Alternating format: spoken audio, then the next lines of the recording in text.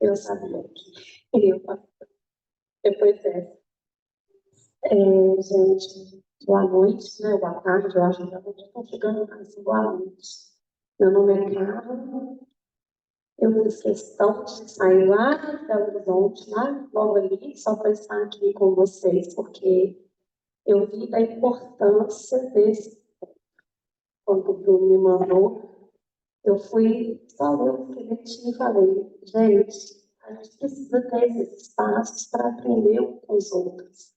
É muito difícil falar depois de Samuel, porque o Samuel já falou tudo que eu falaria. Mas eu queria só dar uma ênfase, que eu não vou conseguir não fazer, porque um dos meus hiperfocos é a acessibilidade. Então, é impossível iniciar a minha fala e lembrar que tem pessoas em casa que podem ter baixa visão, pode ser deficiente visual, sem fazer aula. Né?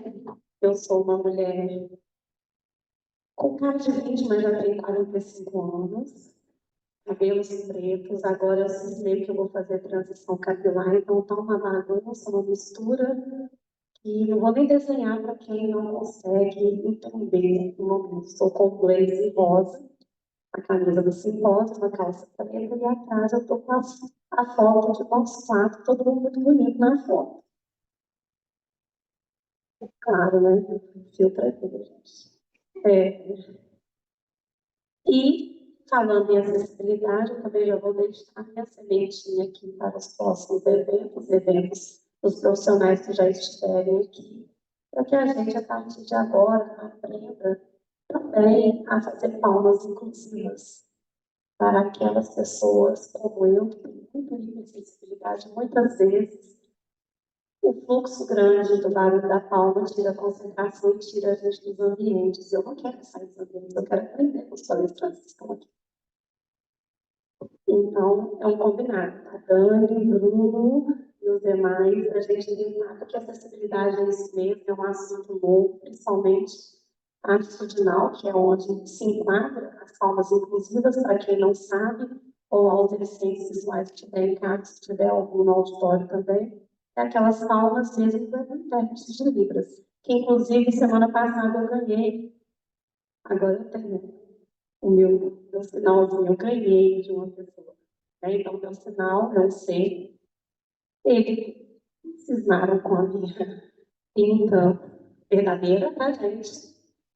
E vamos destacar. Mas, pegando o que você falou, Samuel, sem tentar me emocionar, porque falam que nós autistas não somos emotivos, pelo contrário, eu acho até demais. Porque você só tem 21 anos.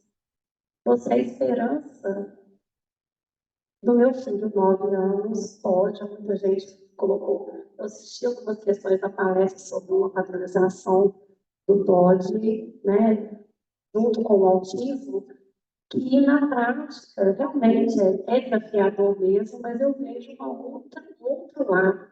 Eu vejo um moratório, essa falta de incentivo para se tentar observar o que eu quero que a sociedade faça isso por nós. Porque, infelizmente, a sociedade ela não está preparada. Por mais que a gente fale que ela vai se preparar, sabe? Então, esse momento de fala, para a gente é muito importante, porque foi difícil. Eu não me lembro quem que falou, eu acho que foi o André que falou sobre a universidade, se eu não me engano. Eu tentei arriscar um curso de pedagogia depois, era o sonho da minha vida, ser pedagoga. Falei, agora que eu sou advogada, já entrei em todos os meus hiperfocos, eu vou arriscar fazer o curso da minha vida. Eu sou especialista, principalmente em inclusão escolar. Eu tento olhar essa mediação, eu tento olhar o lado do professor sobrecarregado, mas eu tento olhar também o lado da família que chega sangrando por dentro do escritório. E a mediação, para mim, é o melhor caminho. Eu aprendi com a minha avó que o diálogo é o melhor caminho. Então, quando a gente dialoga, a gente consegue tentar fazer a inclusão acontecer. E me deparei com o capacitismo dentro de uma universidade estadual. Então, às vezes, a gente apresentar o nosso laudo, ele pode ser jogado contra nós, porque a gente não tem cara de autismo. Você é advogada com a tudo. Quando eu falo com a em tudo, quem é advogado vai entender. Nós passamos pela prova, nós passamos por todo o processo, que é um processo psicologicamente falando muito pesado para a pessoa. Então, mesmo texto que tem você é advogado com a em tudo. Eu também sou diagnóstico tardio. Há alguns anos atrás, eu não estaria sentada aqui falando para vocês. Então, assim, o diagnóstico, ele salva vidas. Ele me salvou. Ele me tirou de dentro de casa. Ele me tirou de um falso alvo de borderline, um falso alvo de síndrome do pânico e 4 medicamentos de 4, eu já só tomo 1. Então, parece bobagem, mas o diagnóstico real, ele dá uma liberdade para a gente que é importante. Mas, como você provocou nós advogados, eu não posso ficar falando sobre karma, gente, qualquer coisa eu volto para contar minha vida para você. Mas o Samuel veio e falou sobre os novos colegas. Foi até uma conversa informal que tive com o André hoje. O Bruno vive escutando isso de mim. Eu realmente acho que é muito fácil você focar na legislação.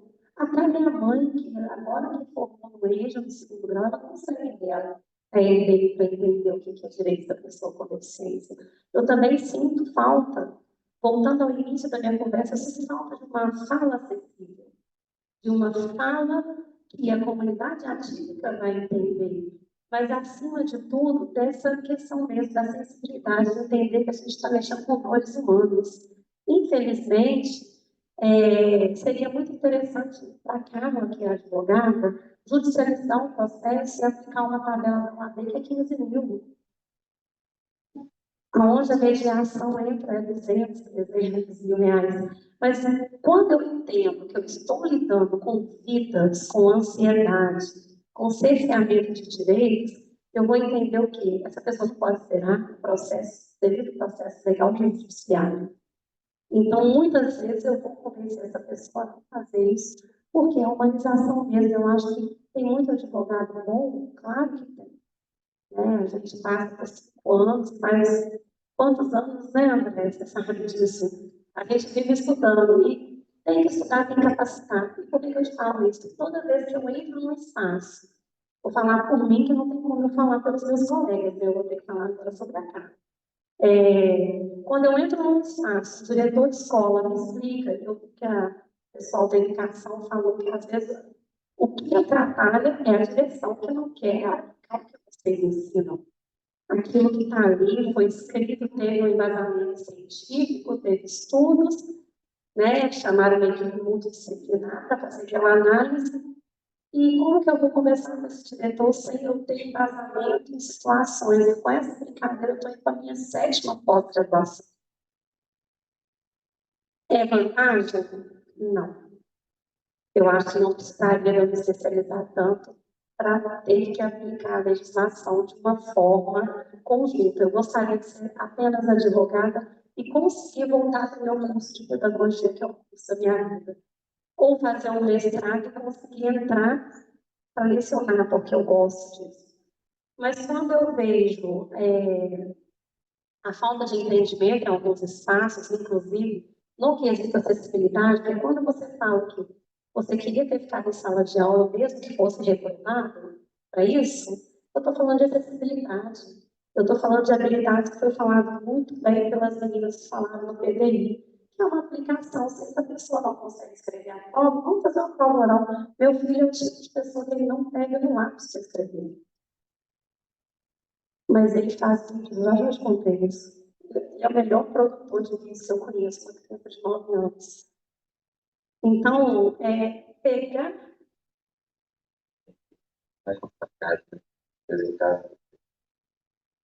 Então, é isso. Então, quando a gente fala sobre acessibilidade, eu gosto muito dessa palavra, gente. Eu falo ela muito porque ela tem várias nuances e vários espaços. Tem acessibilidades novas entrando aí, nas nomenclaturas, porque para a gente que vive na pele, a gente já fica tentando fazer um jeitinho para que ela exista. É isso, é para que prepare o mercado de trabalho, para que prepare a sociedade, para que receba. Eu não quero ser cota numa empresa. Eu também não consigo trabalho pelo meu jeitinho, Eu acho que a Dani falou com uma de cara fechada. Eu sou dessas.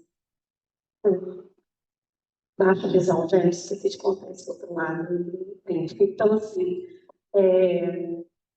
eu também queria que os meus não fossem só cota.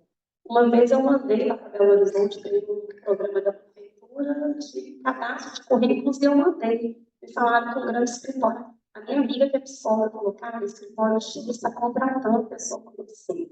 Eu, uau, eles vão contratar, vão fazer acessibilidade lá. Não é levar acessibilidade para advogado, não é ensinar o meu amigo, os colegas. Quando me ligaram para ser telefonista no presídio de Ribeirão das Neves. Meu currículo só se encaixava nisso. Uma pessoa que tem 2 graduações, não sei quantas pós-graduações, só servia para quê? Isso aconteceu comigo e tem um ano só. Para você ver que a gente não. Então, o que eu quero falar a respeito disso? Não é a gente que tem que adaptar a sociedade, ela tem que adaptar para a gente. A acessibilidade existe para isso. Quando o André fala que tem dificuldade de colocar uma palestrante aqui usuária de cadeira de rodas, é revoltante. Então, o mínimo que ela deveria ter era uma acessibilidade para entrar aqui nesse palco. No lugar de fala, eu li o texto dela na internet hoje, sobre estar num espaço centenário, um espaço histórico, o quanto que isso representou para ela. Que bom que ela ouviu esse lado. Eu fiquei muito feliz quando ela só tirou um lado bom sobre isso. Como que nossa sociedade, não vou entrar no seu discurso, você falou melhor que eu, quem sou eu para entrar nisso, mas como que nossa sociedade, nós operadores, seja lá qual profissão que seja, nós pais, nós mães, nós famílias, nós simpatizantes com a causa, quem se simpatiza com a pauta, para mim é muito mais bem-vindo, porque é a sociedade comum me abraçando. É a sociedade comum abraçando os meus, querendo mudar. E a acessibilidade vai ser só isso.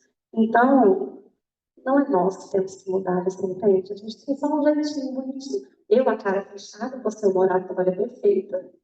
Eu tenho um problema cognitivo maior para conseguir fazer um discurso tão bonito quanto o seu, mas a gente tem que todos os dias bater essa tecla. E aí, até quando a gente vai ser incluído, inclusive nas palestras? Porque eu vejo todo mundo voltando e falando só. Eu estou encantada com a pauta LGBT e autismo. Eu estou encantada. Eu te mandei um direct falando sobre isso, porque você falou sobre nós. Você olhou os corpos crescerem e sobreviveram nessa selva. E que, gente, eu não queria desanimar, não. É difícil ser criança como autista, mas é muito mais difícil ser adulto. Porque a gente é invisibilizado o tempo todo, a gente é silenciado o tempo todo. Eu já vi várias pessoas falando, quem não sabe, hoje eu sou presidente da Comissão Estadual da Pessoa com Deficiência da Ordem dos Advogados aqui em Minas Gerais. E eu já escutei colegas falando que eu não sou capaz de estar nesse cargo só porque eu sou autista. E não tenho uma oratória e uma fala cognitiva como todo mundo gostaria, que eu não tenho a cara política que a própria profissão tem, mas eu tenho competência, eu tenho empatia, eu quero ajudar os meus colegas advogados. Então, por que eu não posso tentar? E tantos outros tentam. Vocês veem como que é importante a gente estar incluído até em uma simples palestra, porque a gente cresce, Samuel prova disso, mas eu e Bruno, que somos mais jovens que Samuel, e Flávio, né? A gente cresce. E o diagnóstico tático é muito difícil. Eu escutei muita palavra luto aqui hoje. Luto da maternidade tática, né? Nós que somos pais, que já passamos pelo luto, e depois passamos por um sentimento que é o pior que existe. Então, a culpa é minha. Se o meu filho é assim, a culpa é minha. Eu vou finalizar a parte final só como forma de reflexão mesmo nessa questão de estudos. Eu acho que é importante também trazer, né, a Dani falou muito bem, eu amo essa frase, nada de nós, sem nós, mas eu também gostaria que a gente deixasse eu vir político aqui hoje, falando especial, gente, isso é especial para minha mãe, porque Manoel Abreu só foi especial assim, não. Vocês me desculpem, quando eu chego numa escola e o diretor não foi nada sensível com o Auxílio à Família, eu não sou nada especial. Eu entrei numa escola que o Marciano me odeia. O nome dele é Marciano mesmo, tá, gente? Ele me odeia porque quando ele se apresentou à literalidade, literalmente materializou o que na minha frente? O Marciano. Eu comecei a rir e eu não consegui controlar. Tem muita psicóloga aqui ainda, gente, que vocês que vão me entender agora. Eu gosto das psicólogas nessa hora. Então, que ótimo, vocês vão entender a mente. Gente, é verdade. Materializa um anciano na frente da gente. Eu não conseguia olhar para ele. Só resumindo para finalizar, no final da discussão, nós dois, ele falou, mas tem que entender que na minha escola funciona assim. Vou lembrar da sala da turma da secretaria de novo. Aí eu falei assim, tudo bem, mas as escolas que eu conheço no planeta funcionam assim. Você acha que eu sou especial para esse ano? Claro que não. Eu desmereci numa reunião junto com todos os chefes dele, secretário de educação e todo mundo. E não foi deboche, não foi ironia. Quando eu vi, foi tão assim, saiu, a sua escola de marketing funciona assim, mas aqui na Terra tem lei, tem convenção. Eu acho importante a gente ficar preso em lei, não, porque muitas vezes, quando eu vou fazer uma defesa como advogada, eu não acho na LDI, na Lei 13.146. Eu tenho que ir lá para a ONU. Eu tenho que correr lá para tratados internacionais para entender o que acontece. Às vezes eu tenho que correr para uma legislação que é da arquitetura, que não tem nada a ver com o direito. Então, gente, fica a reflexão, desculpem, ó, sinto muito deixar no final. Adulto fala muito, gente. A gente tinha que ser primeiro para vocês ficarem livres da gente mais rápido. É isso, gente. Obrigada, viu?